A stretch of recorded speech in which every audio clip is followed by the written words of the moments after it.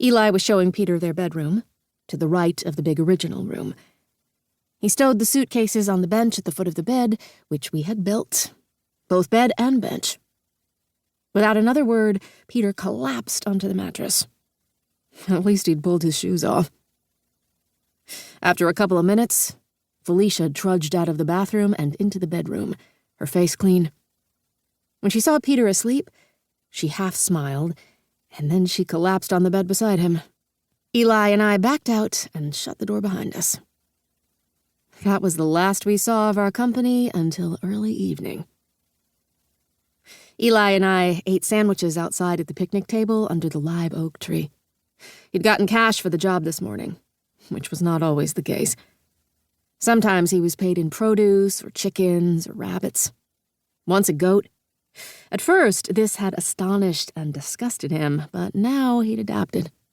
I'd dug a pit and barbecued the goat, and it had been delicious. We'd fed everyone on the hill. Jackson and my mother had come too. "What shall I do?" Eli said after we'd eaten. He glanced at the house, hopeful he'd see Peter come out. He would be restless until he could talk to his brother. This was a thing I'd learned about Eli after we'd gotten married. He was not good at just being. He didn't mind a good project, but he was not one to just take a morning off to fish or hunt. "You can return the car to John Seahorse," I said. "Tell him it drove fine. And if you could drop by the hotel to tell Jackson our company got here safely, I'd appreciate it." I handed him the car key.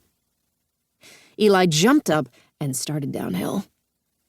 There was a breeze, and his long, light hair blew back in a pretty way. He was wearing his Grigori vest, of course, with its many pockets and crannies over a sleeveless shirt. He was a sight. I sighed at the picture he made. Jackson and my mom seemed to like him, though there was a certain reservation in the way they treated him. I sighed again, this time not so happily.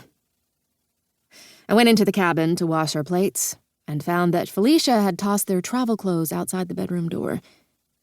I gathered them and heated water over the outside fire. I used it to fill the wash tub outside, added some soap flakes, and plunged the clothes into the hot water. I scrubbed them and rinsed them and hung them to dry, which wouldn't take any time at all on this hot sunny day.